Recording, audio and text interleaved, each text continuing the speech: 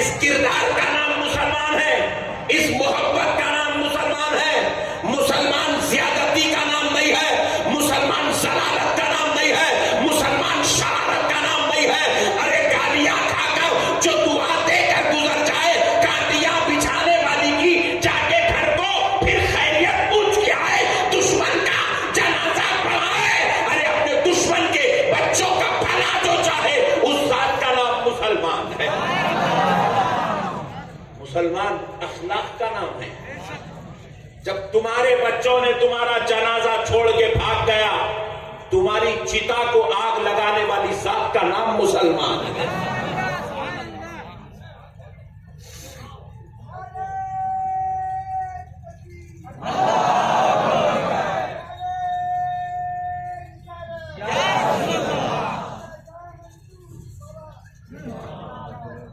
ابھی تو نہ پڑا، ارے مسلمان کچھ نہیں معلوم مسلمان ہے کون؟ سنو مسلمان کون ہے؟ جو ہندوستان کو تاج محل دے دے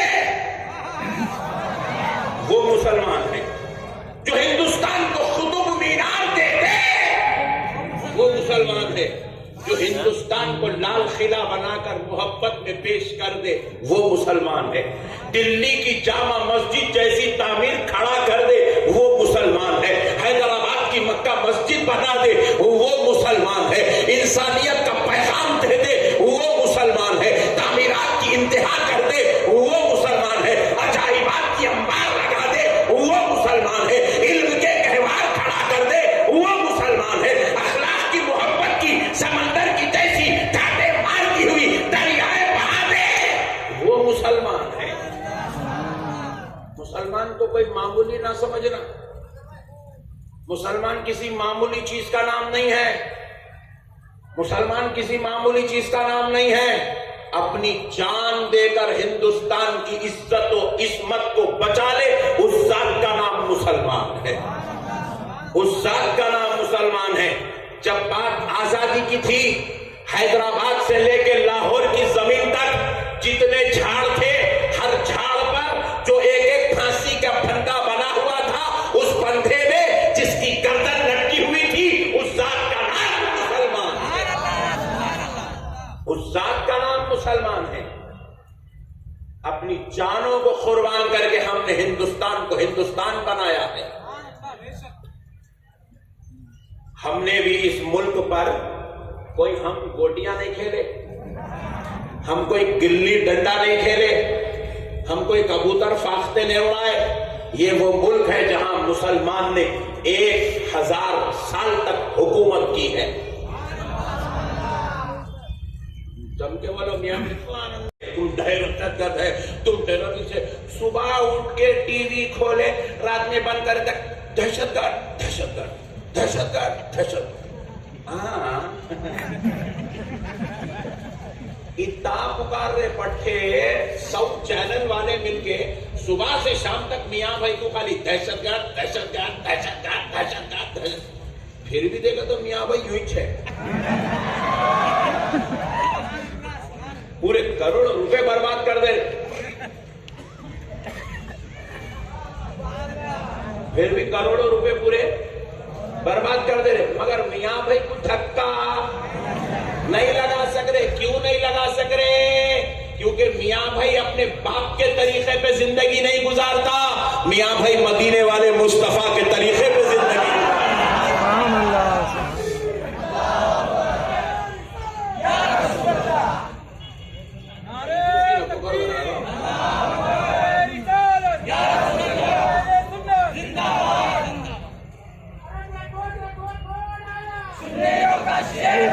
اب جانے کا وقت آگا تم ٹھہرو، چپ ڈپو بولو، عورتیں ڈر جائیں گے، شیر آیا شیر آیا مطلب ہاتھ سے کر لوں گا۔ چلو سنو پیارے دوستوں، مسئلوں کو سمجھو۔ میں خوب غور کرا، فرانس والا نبی کی گستاخی کرتا، ڈنمارک والا نبی کی گستاخی کرتا، ٹھکریاں پاس کرتے، دیکھو بچے رنگور چھا کھیلتے وقت اس کن سے انہیں اس کن سے فٹ بال انہیں مارتا اس کو دیتا، انہیں مارتا اس کو دیتا۔ فرانس والا بولا میرا کام ہو گیا، ڈنمارک تو لے۔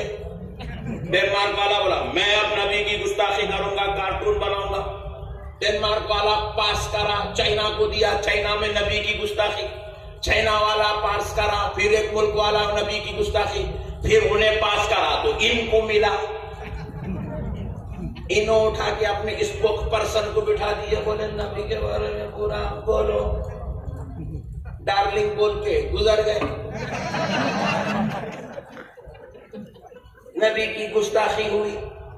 मैं बोला भाई कौन सा चूहा काटा जो तुम नबी के पीछे पड़े हो? भाई देखो, गुस्ताखी उसकी होती है जिसमें ऐब होता है, ये तो बेऐब जात है, जिसके रब ने जिसको पाक को मुनस्सा करके पैदा किया है, जिसके रब ने जिसको खामियों से पाक कर दिया, खताओं से पाक कर दिया, लफ्ज़िशों से पाक कर दिया, सियाकारियों से पाक कर दिया। अरे ऐसा पाक किया, साथ तो बनाया मगर साथ का साया नहीं बनाया, पसीना तो दिया मगर पसीने में बो नहीं दिया, ऐसा पाक करके पैदा किया। अरे रब ने मेरे नबी को ऐसा पाक, ऐसा पाक, ऐसा पाक किया कि मेरा नबी जो कहता था, जुबान मुस्तफा की थी मगर कलाम इलाही हुआ करता था, वही इलाही हुआ करता था। तो आप अंदाजा करो उनके रब ने उनको कैसे पाक किया। अरे वो ऐसे पाक है कि उनको मालिके जन्नत बनाया, उनके नवासों को जन्नती जवानों का सरदार बना दिया। अरे मेरे प्यारे भाई, उनके रब ने उनको ऐसा पाक किया कि उनकी तहारत की जिक्र अल्लाह कुरान पाक में फरमा रहा है, लियुज़हिबा अन्कुमुर रिज्सा अहलल बैति व युतहिरकुम तत्हीरा। अरे हद तो यह है, उनकी अज़वाज को अज़वाजे मुतहहरात कहा जाता है, मुतहहरात पाक ज़ात को कहा जाता है, उनकी अहले बैत को अहले बैत पाक कहा जाता है। अरे उनकी ज़ात को रसूले पाक कहा जाता है, उन पर जो कुरान नाजिल हो जाए वो कुरान पाक कहलाती है। उनकी खानदान में जो बेटा पैदा हो जाए उसे गौसे पाक कहा जाता है।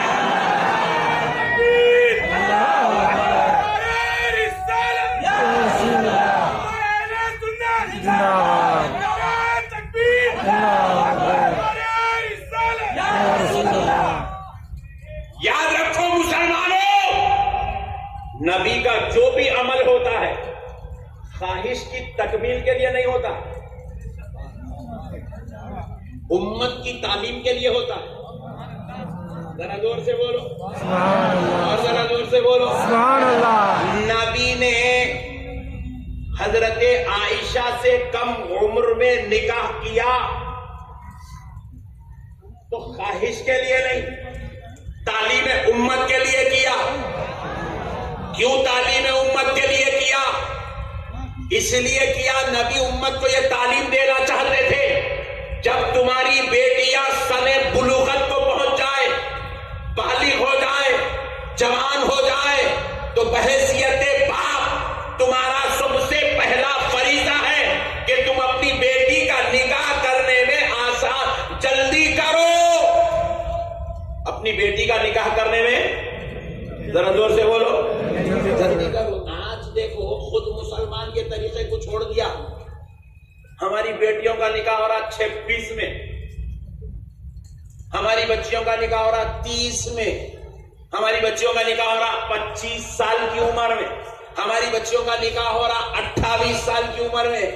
हो रहा क्या, जब ये बालिग हो जाती हैं और जब ये इनके 8, 10 साल, 12 साल, 15 साल बुलूगत और शादी के बीच का वो जो पीरियड गुजरता है, ये पीरियड में एक खातून, एक औरत ज़ात अपने ख्वाहिशात नफ्स पर जब अगर कंट्रोल करना छोड़ दे तो ज़िना आम हो जाता है। आज दुनिया में जितना ज़िना हो रहा है, चोरी से बढ़ के जो गुनाह हो रहा है वो ज़िना हो रहा है, जुआ खेलने से बढ़ के जो गुनाह हो रहा है वो ज़िना हो रहा है। आज दुनिया के अंदर शराब पीने से ज्यादा जो गुनाह हो रहा है वो ज़िना हो रहा है। आज दुनिया के अंदर गंदगी, डकैती से ज्यादा, गद्दारियों से ज्यादा, जादूगरी से ज्यादा जो गुनाह सबसे ज्यादा हो रहा है वो ज़िना हो रहा है। हमने पूछा ज़िना की वजह क्या है? ज़िना की वजह ये है کہ بیٹیاں گھروں میں بیٹھے بیٹھے اپنے خواہشات نفسانی پر کنٹرول نہیں کر سک رہی ہے. اور نبی کا اصول تھا کہ دنیا والوں، خود میرے مصطفیٰ نے فرمایا بھی ہے، نکاح کو اتنا آسان کرو کہ زنا مشکل ہو جائے. تو نکاح کو آسان کرنے میں جہاں جہیز کا بائیکاٹ کرنا ہے، نکاح کو آسان کرنے میں جہاں زیادہ خرچے والی شادیوں کا بائیکاٹ کرنا ہے، وہیں پر نکاح کو آسان کرنے کے لیے کم عمر میں ہی بیٹیوں کا نکاح کرنا ہے. اب ایک لطیف نکتہ سن لو، بات سمجھ میں آ جائے گی. ایک ہوتا ہے ریپ اور ایک ہوتا ہے زنا. داخل نہیں ہوتی. اور زنا اس کو کہتے ہیں جس میں عورت خود اپنے آپ کو اپنی مرضی سے سامنے والے کے لیے پیش کر دیتی ہے. آپ اندازہ کیجیے آج زنا بہت زیادہ ہو رہا ہے.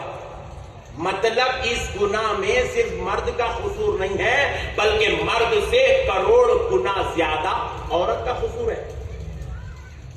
اور میرا نبی جانتا تھا کہ مرد آدمی کو اللہ نے ایک حصہ نفس دیا، ایک حصہ، تو عورت کو 9 حصے نفس دیا گیا ہے. یوں سمجھ لیجئے، شادی کے بعد ملاقات کی خواہشیں جو ہوتی ہے وہ مرد آدمی میں 10% ہوتی ہے، عورت ذات میں 90% ہوتی ہے. 90% ہوتی ہے. تو اس لیے نبی پاک علیہ السلام نے کہا جتنا جلدی ہو سکتا بالغ ہونے کے بعد اس لڑکی کا نکاح کر دو. تو نبی نے حضرت عائشہ سے ان کے بالغ ہوتے ہی نکاح کیا تاکہ قیامت تک یہ سنت بن جائے اور لڑکیوں کا نکاح آسانی سے ہوتا چلا جائے اور زنا دنیا میں مشکل ہوتا چلا جائے. کیونکہ زنا وہ گناہ ہے جو رسول اللہ کی امت کو نیست و نابود ہلاک کرنے والا ہے. زنا وہ گناہ ہے جو انسان کی عمر کو کم کرنے والا ہے. دیکھ رہے ہیں آپ، 55 میں چلے گیا، ارے اتنا جلدی کہیں کو گیا رہے بھائی. کہیں نہ کہیں دال میں کچھ نہ کچھ تو کالا ہے. ہر ایک کے ساتھ ایسا نہیں ہے کہ تم سب کو جا کے نیا فتوا لگا دیں گے. نقشبندی صاحب بولو گے وہ میرے اوپر ایک الگ مصیبت ہے. مسئلے کو سمجھو.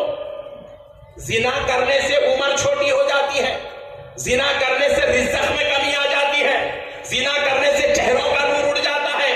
زنا کرنا انسان کا سب سے زیادہ خواہش ہوتی ہے.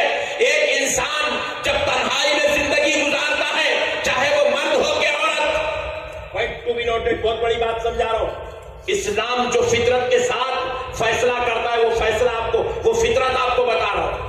انسان جب تنہائی میں ہوتا ہے تو اس کے دل میں چوری کی تمنا نہیں ہوتی، اس کے دل میں چوری کرنے کا جذبہ پیدا نہیں ہوتا.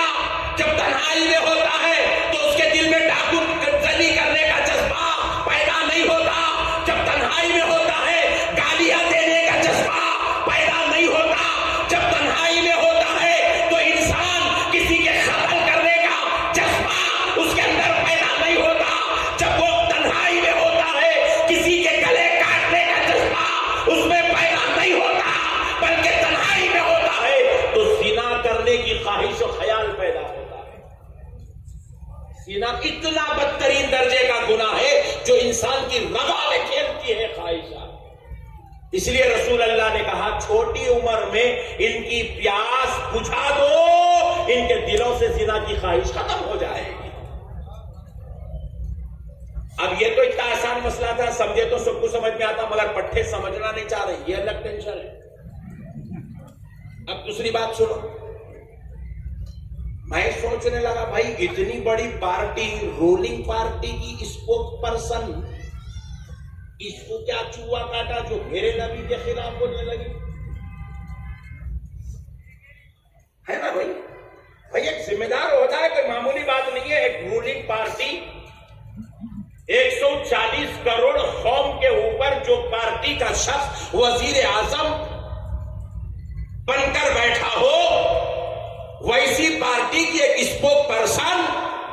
جس کی بات پوری دنیا میں سنی جاتی ہو، ویسی خاتون جس کو ٹی وی پر بلایا جاتا اور رسول اللہ کی گستاخی کروائی جاتی، آخر بات کیا ہے؟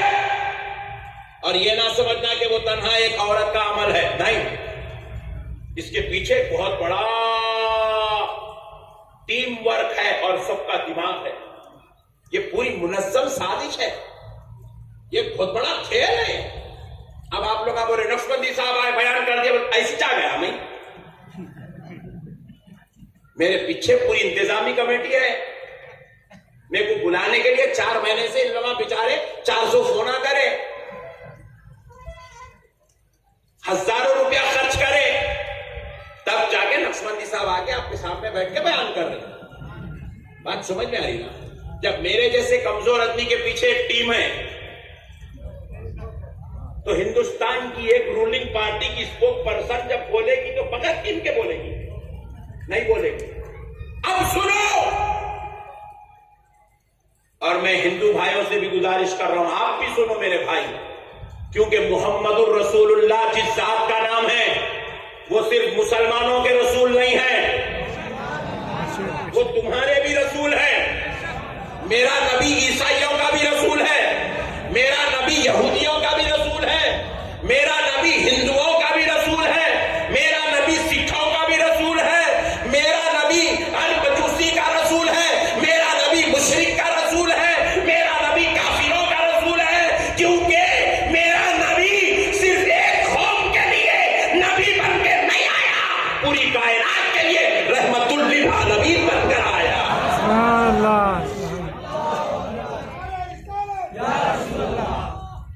سنو میرے بھائی آپ بھی، تاکہ پتا تو چلے ہمارے نبی کی شان کیا ہے. تو میں پوچھا بھائی آپ کیوں اتنے بڑے پوزیشن پہ بیٹھے، اتنی نیچ، اتنی گری ہوئی حرکت آپ نے کیوں کی؟ سنو کیوں کی. ہوتا کیا،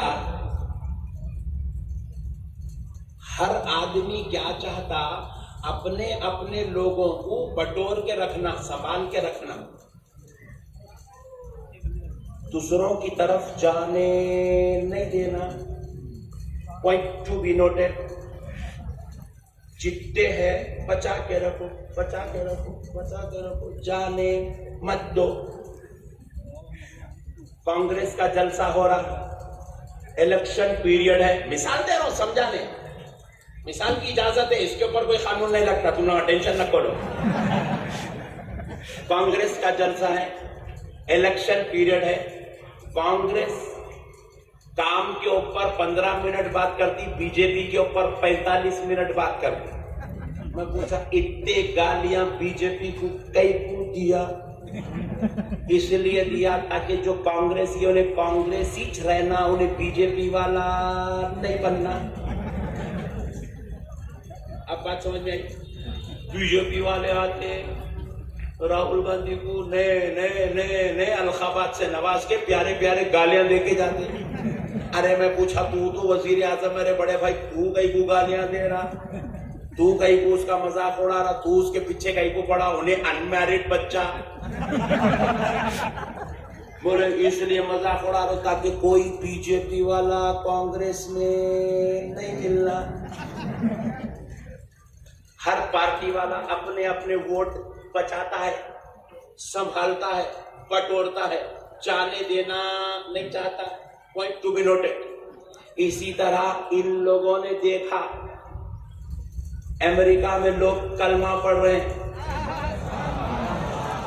وہ مہاراشٹر والوں کو دیکھ کے نہیں پڑھ رہے.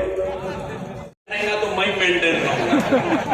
تو آپ ذرا مسئلے کو سمجھو. تو ان لوگ کیا کرتے ہیں، مخالفت اس لیے کرتے تاکہ اپنے اپنے لوگوں کو بچا لے.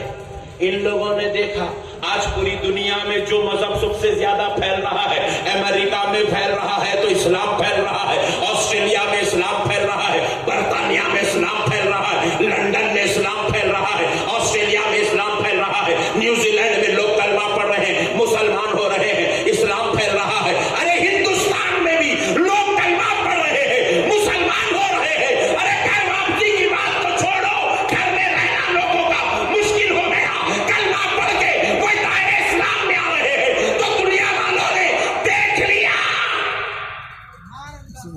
کہ لوگ کسی مولانا کو دیکھ کے کلمہ نہیں پڑھ رہے ہیں، لوگ کسی مولوی صاحب کو دیکھ کے کلمہ نہیں پڑھ رہے ہیں، کسی مفتی صاحب سے مل کے کلمہ نہیں پڑھ رہے ہیں، کسی مسجد کو جا کے کلمہ نہیں پڑھ رہے ہیں، کسی مدرسے میں بیٹھ کے کلمہ نہیں پڑھ رہے ہیں۔ کلمہ پڑھنے والا آج بھی پوری دنیا میں کلمہ پڑھ رہا ہے، تو آمنہ کے لال کی سیرت سن کے کلمہ پڑھ رہا ہے۔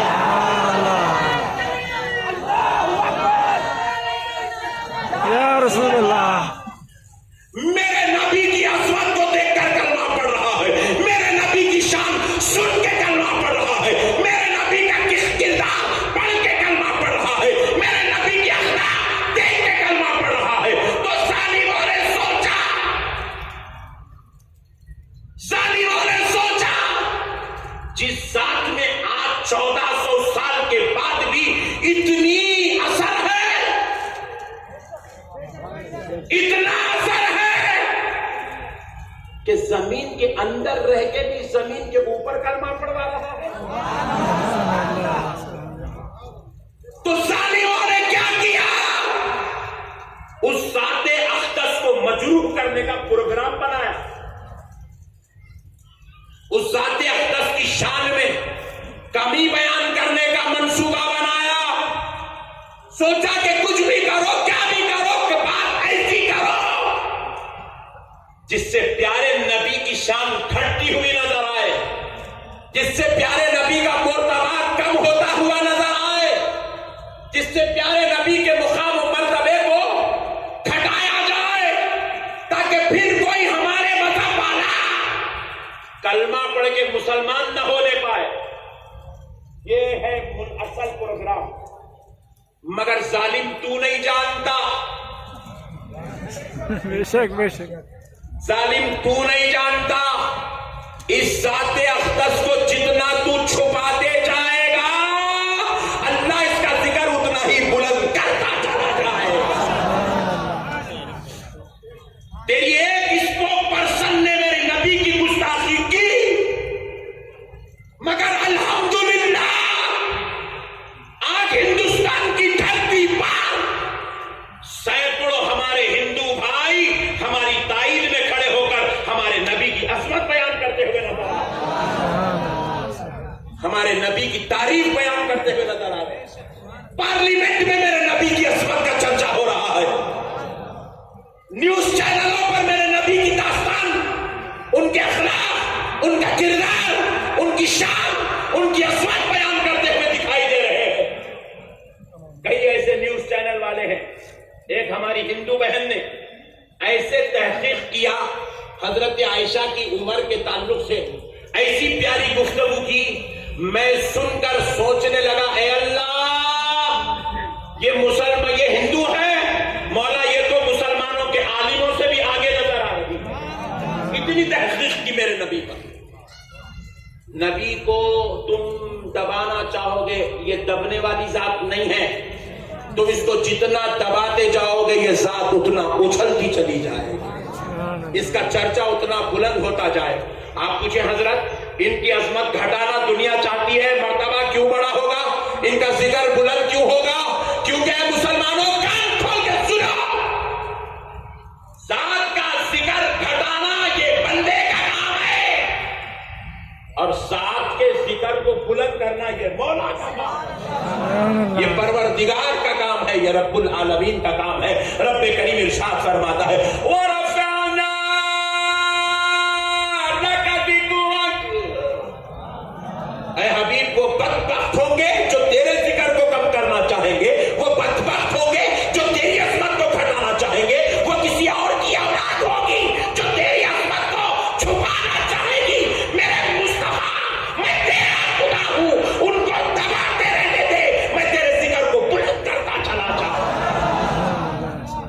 میں تیری عظمتوں کے جھنڈے گاڑتا چلا جاؤں گا، میں تیری رشتوں کا ذکر کرتا چلا جاؤں گا۔ ایک کرسی پہ بیٹھ کے بے ادبی ہوئی، پوری دنیا سے عظمت رسول، عزت رسول کا جھنڈا لہرایا جا رہا۔ نبی کا ذکر کم نہیں ہوتا، کھولے غلطی آئندہ مت کرو، اگر تم اتنے غلطیاں کرتے جاؤ گے تو ہمارے کو اور خوشی ہے، کہ تمہارے یہ غلطیوں سے نبی کا چرچا، نبی کی عظمت، نبی کے اخلاق، نبی کے کردار، نبی کا صبر، نبی کی محبت، نبی کی دیانت، نبی کے کردار، نبی کی امانت، نبی کی صداقت جب ہم بیان کرنا شروع کریں گے، تم جتنا بچانا چاہتے ہو اتنے لوگ پھر سے کلمہ پڑھتے ہوئے نظر آنا شروع ہو جائے گا۔ سبحان اللہ۔ آئندہ یہ غلطی مت کرو، اب کر دیا ہے تو خاموشی سے گرفتار ہو جاؤ۔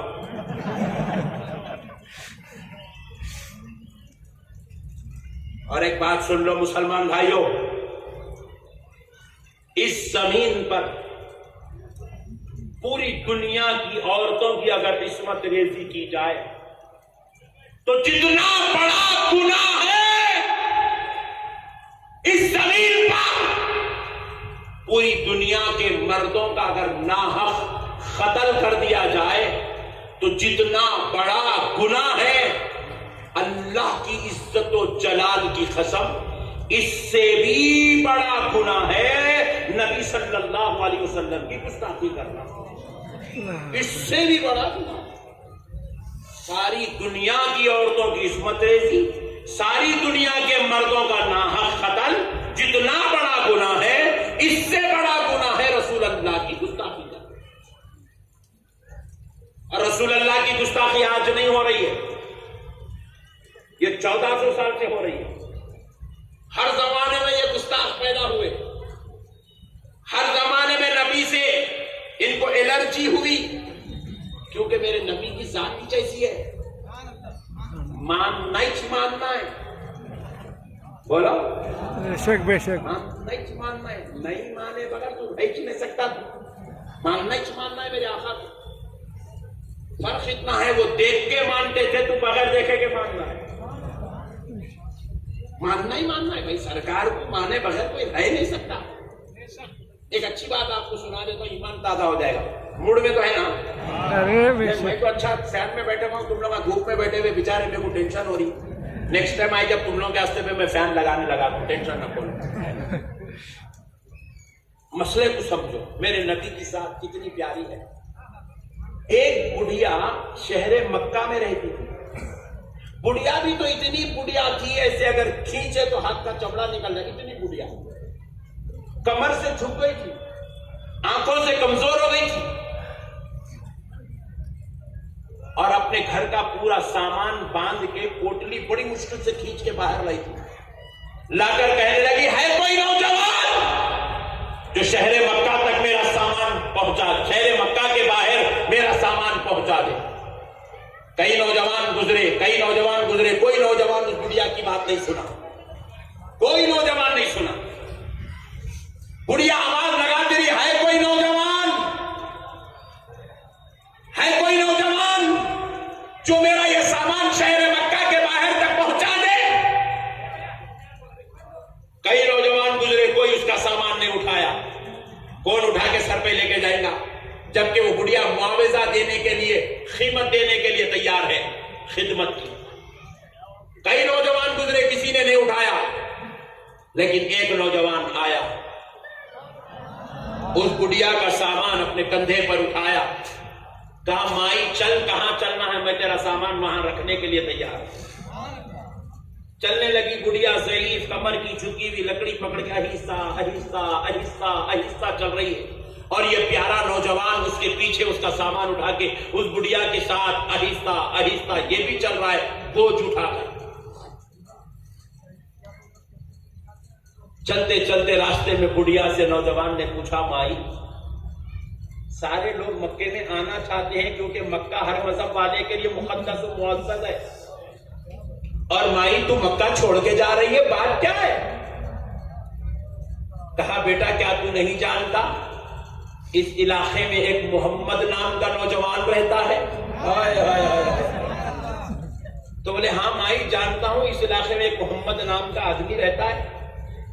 تو بولے بیٹا بس میں اس سے بچنے کے لیے مکہ چھوڑ رہی ہوں۔ پوچھا مائی اس نے تیرا کیا بگاڑا ہے تو جو اس سے بچنا چاہتی ہے؟ تو بڑھیا جواب دینے لگی بیٹا میں نے سنا ہے وہ اتنا دلکش ہے، آئے ہائے ہائے، وہ اتنا نور والا ہے، وہ اتنی میٹھی گفتگو کرتا ہے، وہ اتنے اخلاق والا ہے، کہ جو اس کو مل لے اس کا ہی ہو جاتا ہے. ان کو بھی یہ ڈر ہے. ورنہ بھائی یہاں بیٹھے، دیکھو میں یہاں بیٹھ کے ان کے بارے میں بول رہا ہوں، انہوں وہاں بیٹھے تو ہمارے بارے میں بولنا. 1400 سال پیچھے جانے کی کیا ضرورت ہے؟ کون سا چوہا کاٹا؟ point to be noted. بھائی رسول اللہ کی لائف کو 1400 سال میں دیکھیے نا ظاہری حیات. ڈارلنگ تم وہاں کہیں کو گئے تو ہمارا کو بولانا جی میاں بھائی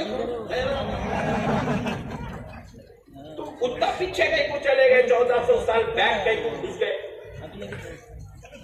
بات سمجھ رہے ہیں آپ؟ مسئلہ بڑا ٹیڑھا ہے. مسئلہ یہ ہے، گڑیا کہہ رہی ہے بیٹا اس محمد کو